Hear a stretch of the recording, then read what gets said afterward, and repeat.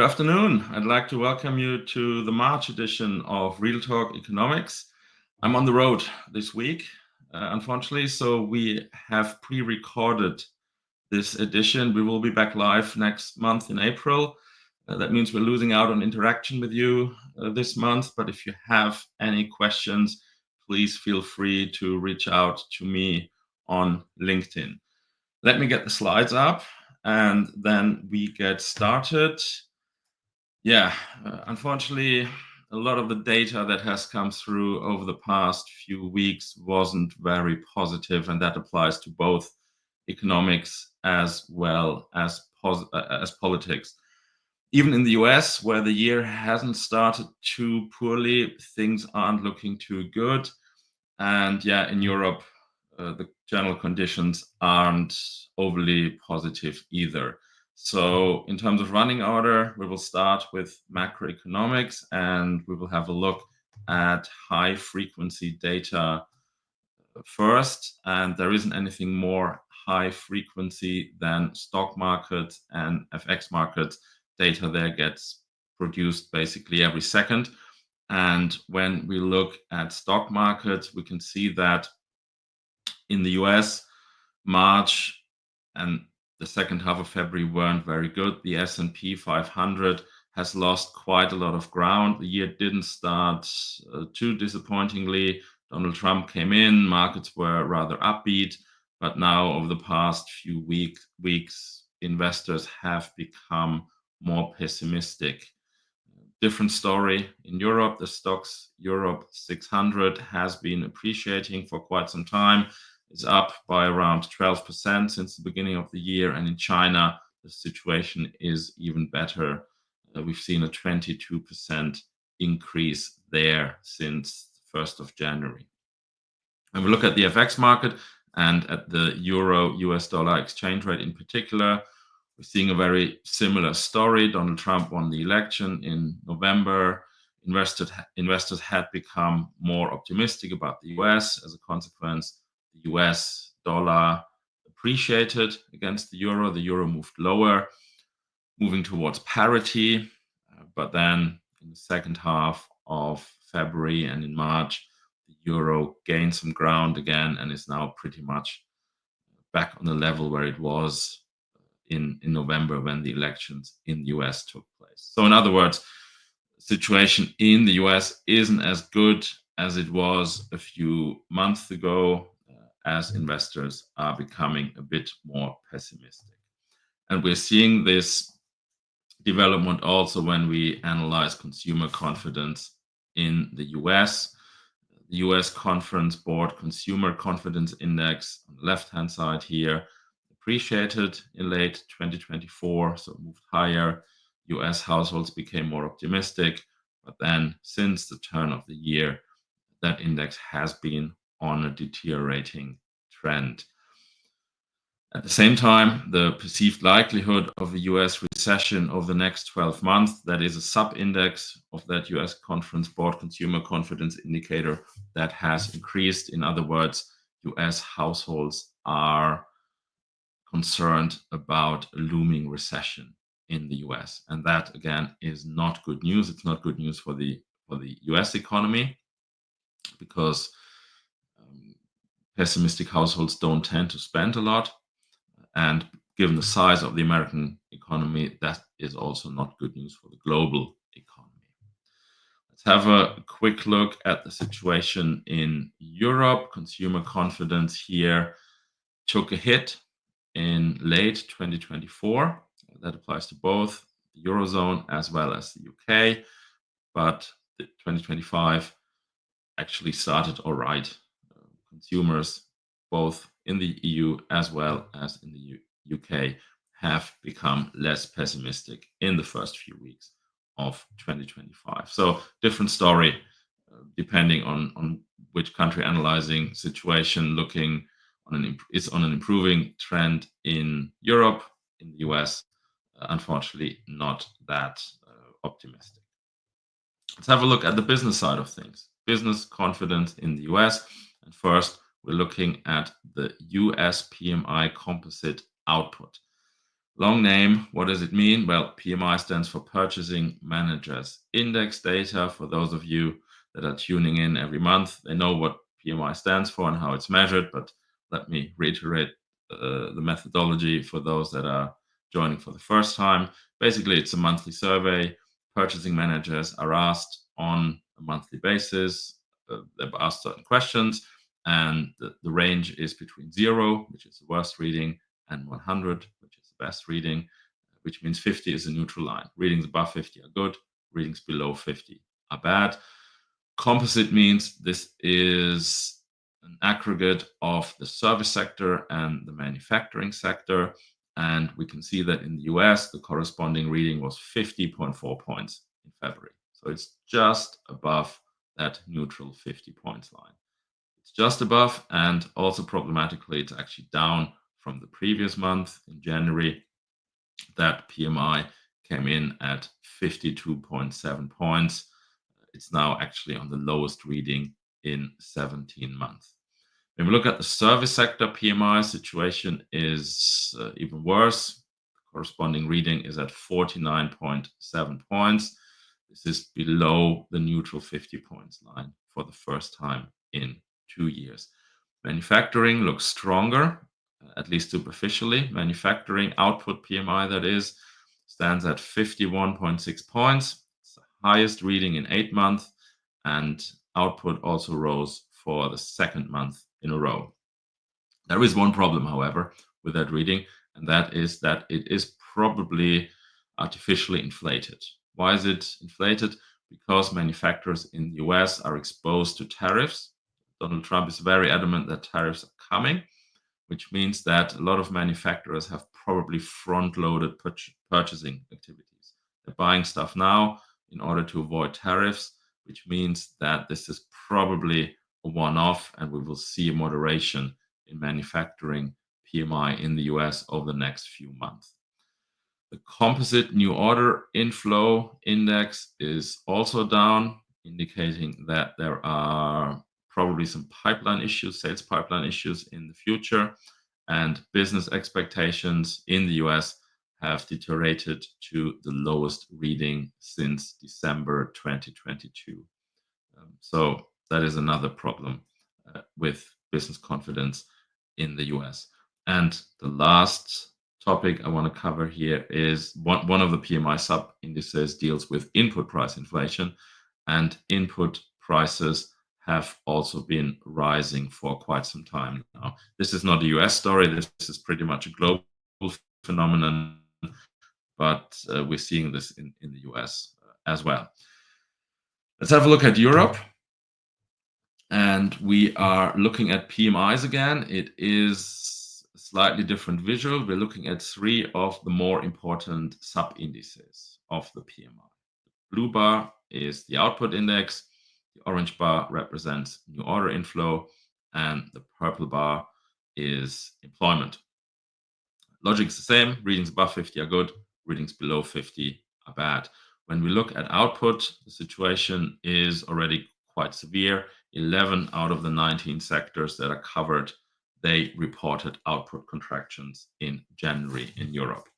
New order inflow, even worse. The sub-index has been falling in 14 out of the 19 sectors that are covered, and this is actually the worst reading since November 2023. So, in other words, sales pipelines in Europe are drying up, and that spells danger for the year ahead, as if you're not getting in the orders now, there's probably nothing you can produce in a few months' time. When we look at the employment sub-index, we are seeing an even more threatening situation. 16 out of the 19 sectors reported an employment sub-index reading of below 50. And when we analyze the sectors that are impacted the most by these deteriorating trends, we can see that the traditional blue-collar industries, they tend to struggle the most. Input cost inflation, I've already mentioned it when we covered the US, is also a problem in Europe. 17 sectors saw rising input costs, but only 15 were able to pass these price increases on to customers. So in other words, there is a bit of an issue with profitability in Europe. Let's have a look at the UK.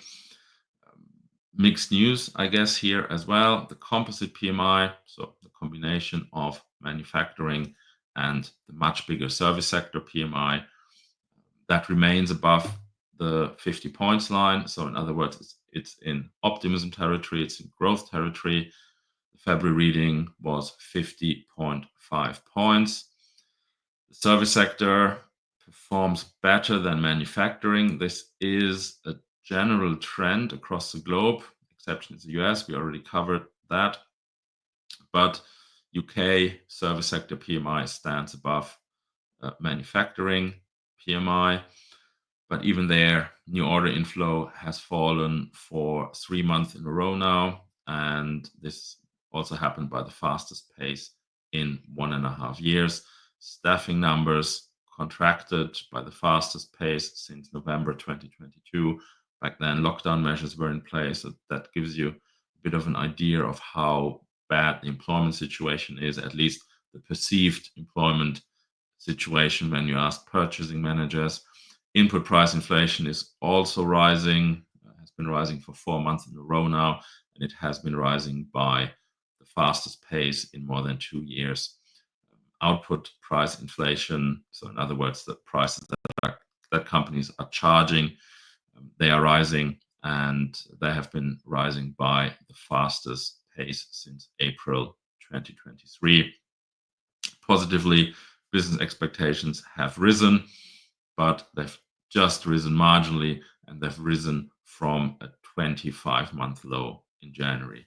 So in other words, the situation in the UK isn't looking too good either. Let's compare a few PMIs.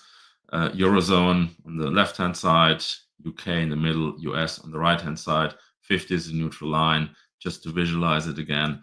And you can see that generally speaking, manufacturing isn't performing as well as services. The US is the outlier here, but again, this is probably a one-off. Despite the problems in the US, the situation across the Atlantic is probably still, it's not probably, it is better, at least when you measure it by PMIs. Both manufacturing as well as service sector PMI in the US are in growth territory. In Europe, this statement is only valid for the service sector. Manufacturing is contracting. So that's the business side of things this month. Let's have a look at inflation. Inflation is making a return. Not really a return to the levels that we've seen 2 years ago. Back then, inflation had almost reached double digits, was the highest in 40 years, but inflation has been on an upward trend, and it came in at almost 4% in January 2025.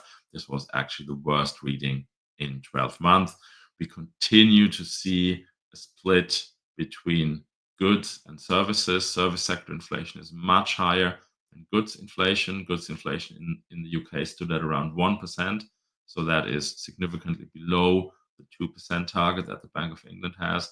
But service sector inflation stands at around 6%. So this is something that we're not only seeing in the UK, we're seeing this in many other developed economies.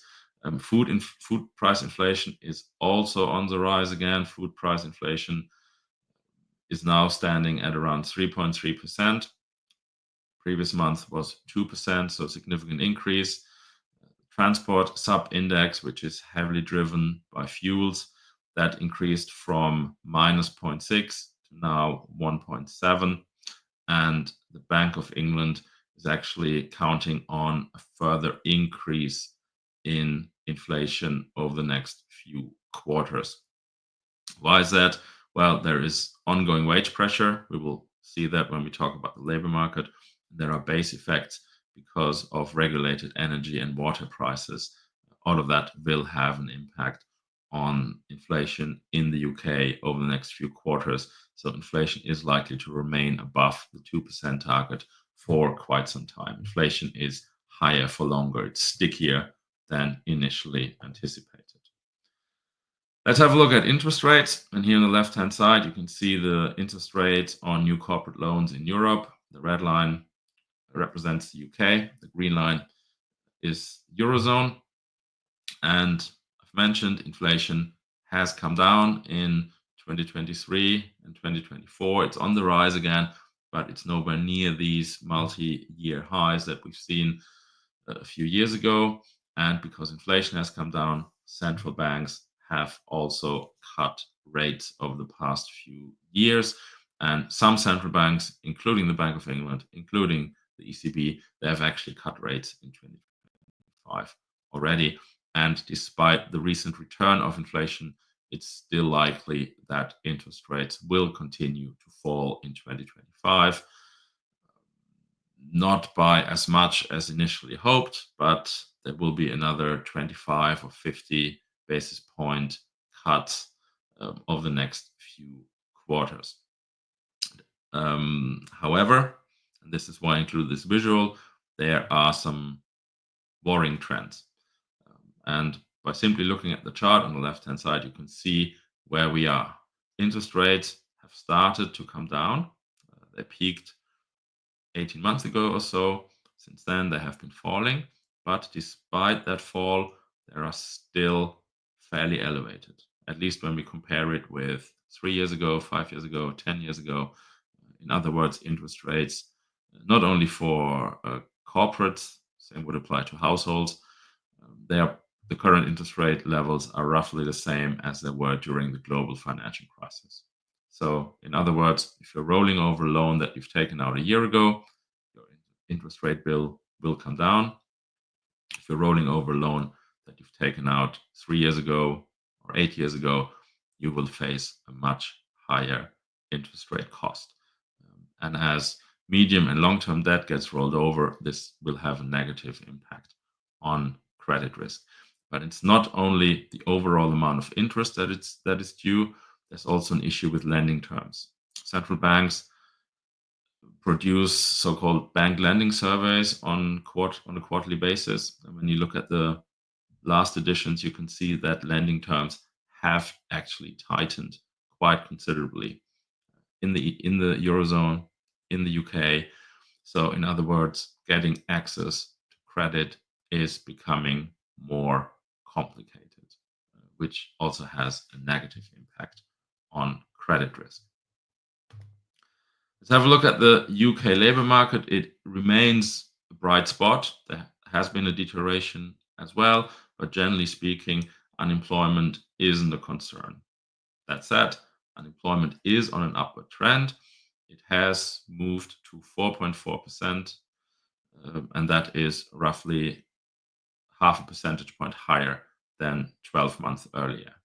But if you keep in mind that full employment is defined as an unemployment rate of between 3 to 4%, the UK is still very, very near to that full employment definition that us economists are using. Also positively, the UK has seen a sizable increase in the number of payroll employees since the start of COVID. Since the beginning of 2020, we have seen a 1.3 million increase in the number of payroll employees to now 30.4 million. Job vacancies, you can see that by looking at the orange line here in the chart on the left-hand side. They have gone up very quickly following the pandemic, but they have also been on a downward trend for 2.5 years now. Job vacancies have dropped to around 820,000, down from a peak of 1.3 million in March to May 2022, and the current level is pretty much the same level as it was before COVID. When we look at wage development, we're seeing that nominal wage growth has actually accelerated, came in at almost 6% year on year in the final quarter of 2024. And when we factor in inflation, we can see that in real terms, wage growth was also fairly substantial. Real wage growth came in at 2.3%, which is actually the highest reading in 10 years if you ignore the pandemic years, because COVID distorted the comparison. We can't really use these years. So ignoring COVID, the actual or the recent real wage growth is actually the highest in a decade. Last year, the government has announced certain changes in its autumn budget, and that will impact on the UK labor market in quite a significant way. And these changes are coming in April. First of all, the minimum wage will go up by around 7%. Companies will have to pay higher national insurance contributions. Thresholds also change. So effectively, companies will see their wage bill go up, higher costs, and that should mean that the labor market will see further deterioration. So it's likely that the unemployment rate will go up further, not significantly. Demographic trends are also playing out at the moment, but the effects of the autumn budget are not visible yet, but they will come into force next month. And they are likely to impact adversely on the British labor market. Let's have a look at real GDP growth, and that is still the most important economic indicator that we are using. And the table here is from the International Monetary Fund's latest World Economic Outlook that was produced in January. Generally speaking, the IMF is producing this outlook every 3 months. And when you look at the world output, that's the orange line here, you can see that global growth will remain fairly unchanged, 3.3% growth this year, pretty much the same as last year, pretty much the same forecast for 2026. It's not published on the slide here yet, but in 2023, global growth stood at 3.2%. So in other words, the global economy is pretty much moving sidewards. There have been some changes, though, compared with the last World Economic Outlook, which was published in October, so before Donald Trump was elected. Back then, the IMF had expected US growth of 2.2%, and between October and January, it moved higher from 2.2 to now 2.7%. At the same time, European growth was revised downwards. Germany is a country to watch. The country has seen GDP contractions in 2023. It has seen another contraction in 2024. This was actually the that was the first time in 20 years that this has happened.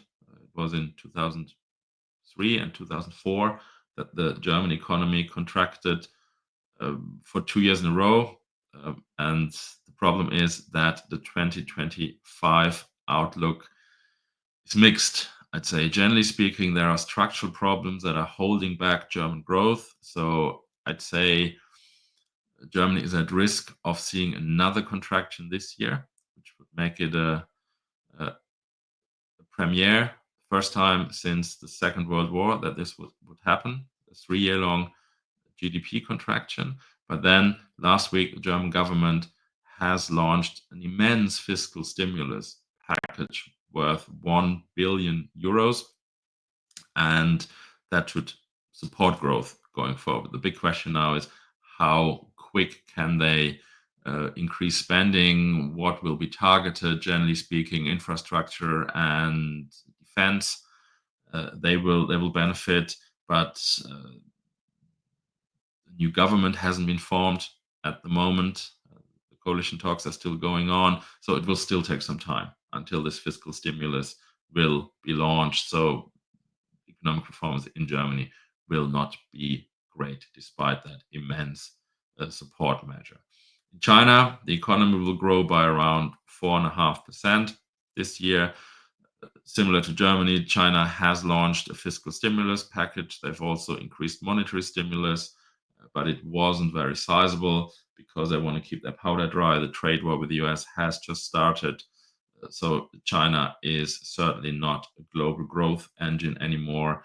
Quite the opposite. A lot of emerging economies, as well as the developed markets, they are competing China. So China has become a competitor rather than an export market as it was a few years ago.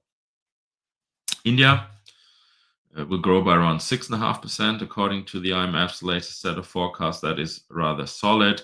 But for all of those that are expecting that China will be replaced by India as a new rising star in Asia, we have to remember that Indian real GDP is still fairly small. It's not as advanced as in China, hence they can grow very quickly. And there's another problem when we look at the Indian economy. Market barriers are fairly sizable. Tariffs are quite high. So entering the Indian market is rather complicated.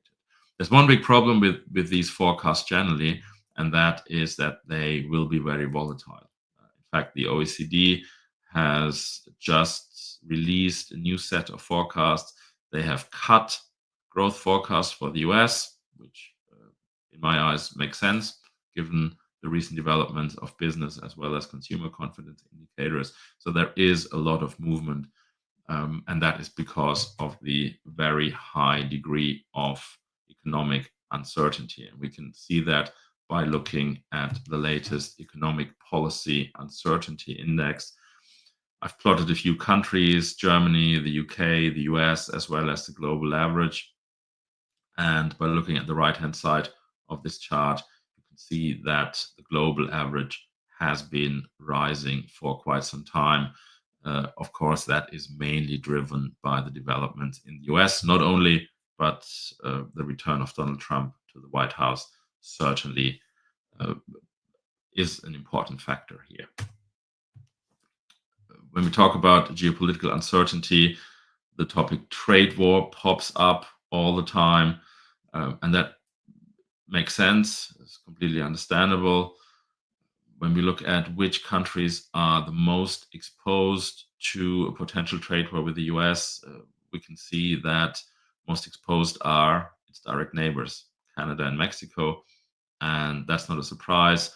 Econometric research shows that international trade is very closely correlated with geographic proximity, which basically means you tend to trade more with your direct neighbors than with countries that are on the other side of the globe. Makes sense. Transportation costs are low. You probably have cultural ties with that country. Doing business is straightforward or more straightforward. So it's not a surprise that Canada and Mexico are the most exposed. In fact, 80% of Canadian and Mexican goods exports, they went to the US in 2023. When we look at the EU, exposure varies from countries like Slovenia, very, very low, 3% of exports go to the US.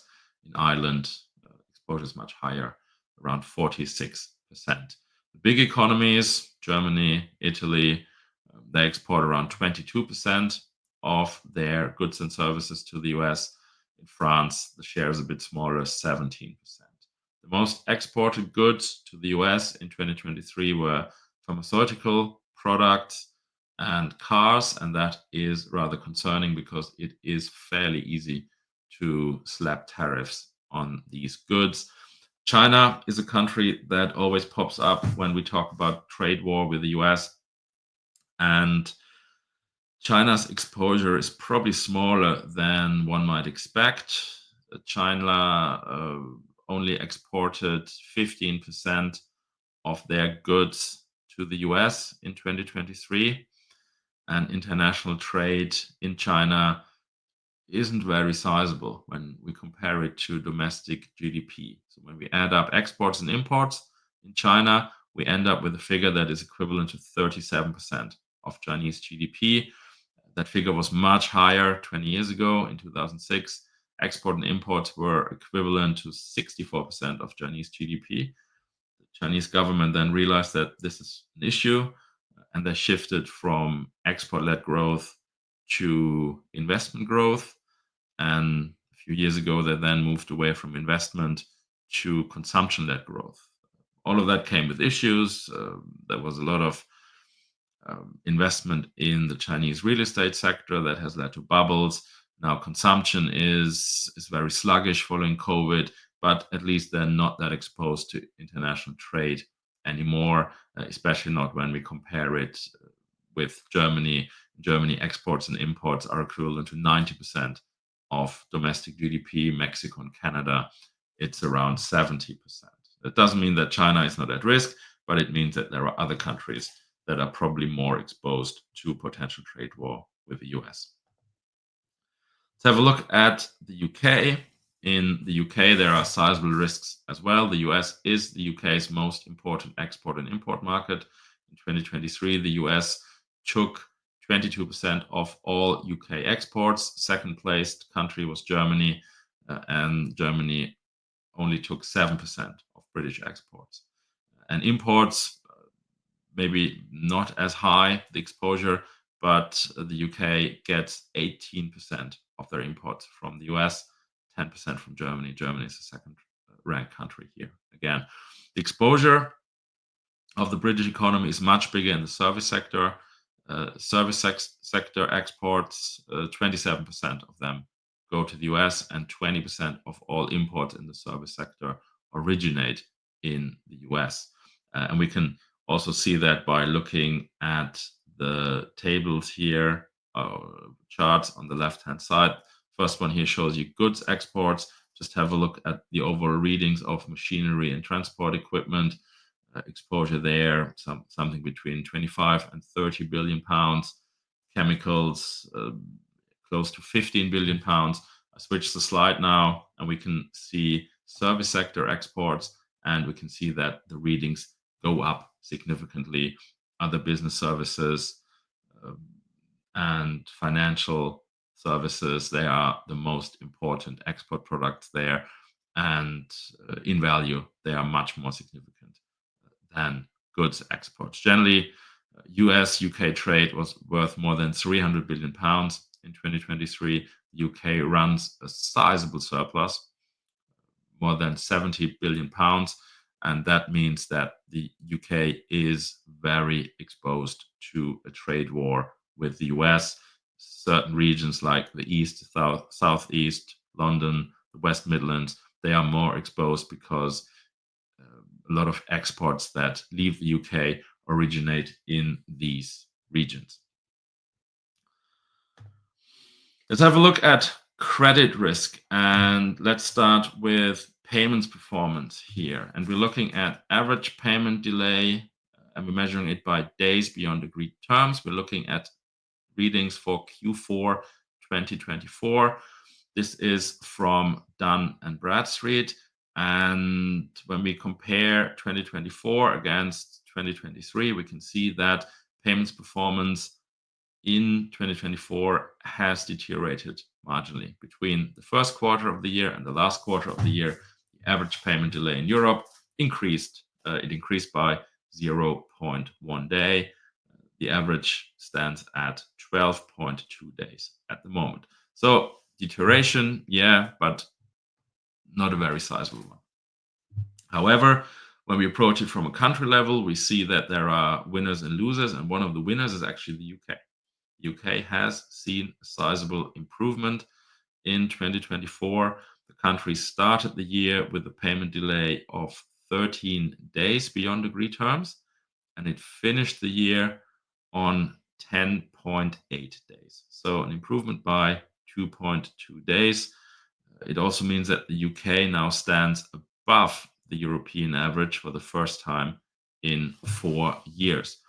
At the same time, France has seen sizable deteriorations. The average payment delay now stands at 16.5 days. In fact, it's the second worst country, was overtaken by Spain and Italy. In fact, it wasn't really overtaken. Spain and Italy haven't really changed. France just deteriorated so quickly that it fell behind Spain and Italy, and only Portugal now has a worse payments performance than France. The trend in France hasn't started in 2024. In fact, this is a medium-term development. Pretty much since COVID, payments performance in France has been on a deteriorating trend. Let's have a look at business failures. And let's start with England and Wales on the left-hand side. It's actually a region where the number of business failures has fallen last year. Figures came down by 5%, came down from a 30-year high in 2023. So it was fairly easy to improve because 2023 was so horrible. But nonetheless, that 5% improvement is positive. But then when we look at data for January from the insolvency service, government authority, we can see that that positive trend has already ended. January has seen a rather sizable increase. In the EU and in the Eurozone, the situation in 2024 was worse compared to England and Wales. In the EU, we've seen a 4% increase in the number of business failures. In the Eurozone, we've seen a 6% increase. When you look at the three biggest countries in the EU, which are Germany, France, and Italy, we can see that all of these three markets have seen double-digit increases. So in continental Europe, the number of business failures continued to rise last year. What's in store for business failures in 2025? And this is the insolvency forecast from Allianz Trade. They publish a nice report a few times a year. And when we look at the historic data, I'm not telling you anything new here, we can see that figures increased quite considerably in 2023 and 2024. In that light, England and Wales was an outlier. The majority of countries has actually seen another increase in 2024. As a consequence, the global insolvency index that is calculated by Allianz Trade has seen a 10% increase last year, and the index is currently 10 to 15% above the 2010 to 2019 average. So compared with pre-COVID, insolvency figures are around 10 to 15% higher from a global perspective. Positively, interest rates have started to come down, will continue to come down, and economic growth will pick up slightly, at least in some markets, which should help to drive insolvencies lower. That's the good news. But then you've seen the overall level of interest, you've seen the real GDP growth forecasts. We shouldn't expect too much from these macroeconomic developments. And as a consequence, Allianz Trade is actually forecasting another increase in their index, 6% for 2025 and a 3% increase in 2026. The UK will be an outlier, according to Allianz Trade. Insolvency figures in the UK will actually fall. The worst countries, and you would need to look to the top right corner of the visual on the right-hand side, Brazil and Germany, they are already on a very high level compared with that 2016 to 2019 average. And from that already very high level, they will see another increase that is bigger than 10%. Same applies to Italy and the US. They also have elevated insolvency figures at the moment, and they are likely to see another increase. So just have a look at the visual, spot the countries you are operating in, and hedge your risks accordingly. Let's sum up today's presentation. I've mentioned global growth around 3 to 3.5%. At least that's the current opinion. We will see a lot of movement over the next few months, depending on the policy measures that the US will introduce. The bad news is that 3 to 3.5% growth isn't a good growth rate. It's fairly disappointing. 5 years ago, 10 years ago, global growth was higher than 4%, just to give you a comparison base. Growth in the US should be higher. I've included a question mark here because the situation is evolving. You're seeing the high frequency data, or you've seen the high frequency data at the beginning of my presentation. The outlook is starting to cloud, but nonetheless, the situation in the US is still better than in Europe. Europe will have another weak year. China is no longer a global growth engine, but then growth of around 3.5% is quite okay, I guess. but we have to keep in mind it was 7%. 10 years ago, it was 10% at the beginning of the century. So China is maturing, and rather than being an export market, it is more and more a competitor for a lot of international corporations. Inflation is moving higher, so it's certainly not completely under control, but it's not causing too many sleepless nights for central bankers at the moment, which means that interest rates are likely to fall further in 2025, albeit by a smaller pace than initially anticipated. Credit risks have gone up over the past 2 years. And the bad news is that they will probably continue to go up. In the UK, I've mentioned that Allianz Trade is forecasting a decrease in the number of business failures. I'm not sure if that optimism is justified. I think the effects of the autumn budget, they will increase companies' cost base. So all in all, I'd be more cautious, to be honest. So that's all I wanted to cover today. I just want to remind everyone that if you need additional help, you can find a lot of complementary resources on the Bakering Credit Hub section. So please visit bakering.global, have a look. There are reports about macroeconomic topics, there are reports about sectors. They are more credit management related reports. If you miss a sector, if you miss a topic, please feel free to reach out to us. I'd also encourage you to connect with me on LinkedIn. Please follow Bakering to stay informed about the most recent changes. And yeah, that's all we have time for today. If you have questions, comments, feedback, please reach out to me. And I'm looking forward to seeing you again for the April version. Let's see if the negative trends in the US will continue. By then, maybe there's peace in Russia and Ukraine. I'm not that optimistic, to be fair, but there are certainly a few upside risks to the global economy. Maybe we can focus on them in a bit more detail during April Real Talk Economics. Until then, I hope you have a nice, pleasant rest of the day. The sun is shining here in Germany. And au revoir, auf Wiedersehen, goodbye.